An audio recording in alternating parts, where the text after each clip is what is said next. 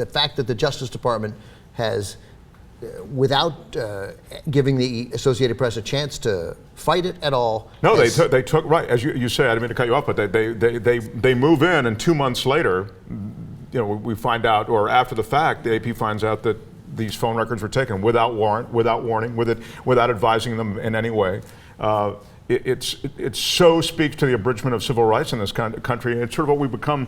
We're so good with it. We're so good with it until all of a sudden the press is up in arms because the shoe has pinched on us now, on the press. Right, so finally we got the angry press corps that we've been waiting for on a host of other issues. I said it on the current show, like the press corps, unemployment benefits for people who lost their jobs in a horrible, terrible economic downturn, the worst since the Depression. Republicans aren't going to extend unemployment benefits, and the White House isn't really going to fight for it that hard.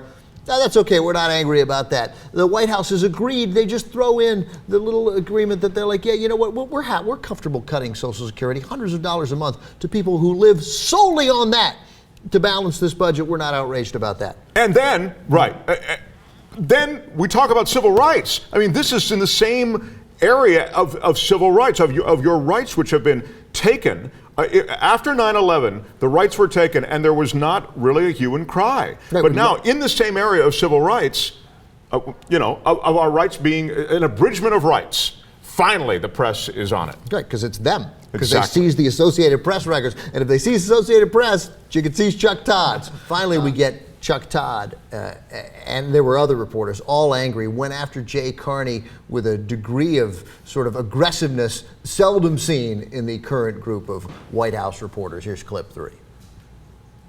As a candidate, he said that the point of the press is sometimes to be a watchdog of the watchdog, a little bit, and that the judiciary branch is probably the appropriate place for them to make that determination.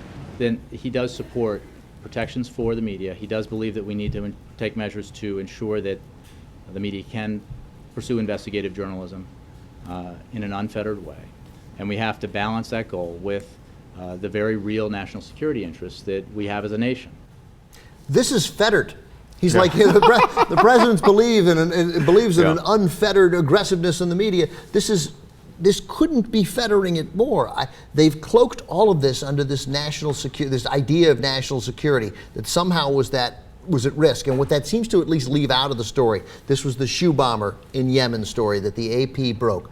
They held this for days and days and days because the White House said it was okay. And then when they said, no, we've got it, we're ready to go, then all of a sudden they release the story, and yet still they come back and they want all the records, because what they want more than anything in this administration is to plug leaks. It seems like at the expense of all else. That's priority number one. Such a great point. They played ball with the administration, and then ultimately the administration let them down in terms of, and when I say the administration, I mean, it's a courtesy to, yes, we understand it's a matter of national security, so we'll hold the story, as you suggest. But then, the idea that this same administration to which you've paid this courtesy went around and actually wants to, I mean, I'm unclear what they want. I mean, I think I know what they want. I think that they're going to, well, first of all, they've counterfeited the AP's ability to do any work, because once you've had these sources, there's going to be a chilling effect on all sources that deal with the AP.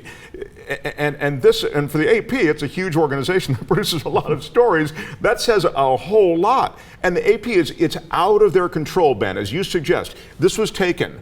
There's no court process. There's no judicial process. The AP normally, they would have said, we want to find this leak and we want to subpoena your phone records. We want to know every reporter who worked on this story. We want to get your records. The AP, a judge, you might have found a sympathetic judge who would have said to turn it over, but they would have fought it, and they would have appealed that decision, and in the meantime, they wouldn't have gotten the records. And the way history has gone in this country, the ultimate decision there would have gone to the Associated Press that your sources are protected. And they certainly at least should have had that right. Yes. I mean, that's what this country is.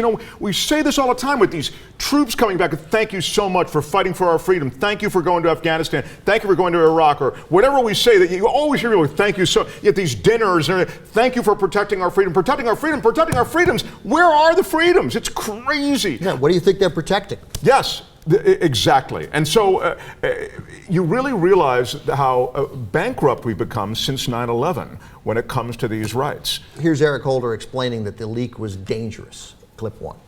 At risk, and that is not hyperbole. It put the American people at risk. And trying to determine who was responsible for that, I think, required very aggressive action.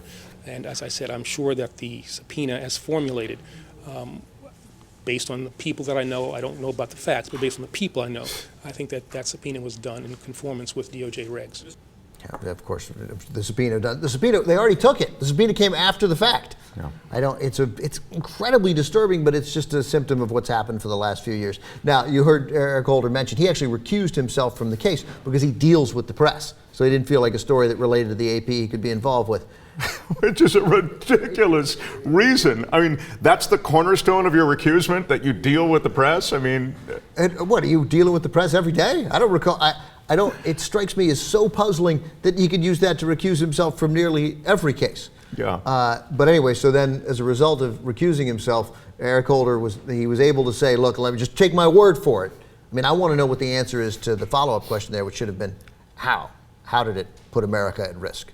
Explain that. But he would, of course, say, well, that would put America at risk. So I can't tell you that. So, but here's Eric Holder trying to answer questions about this, but he recused himself, so he knows nothing. The sweep, I'm not sure about.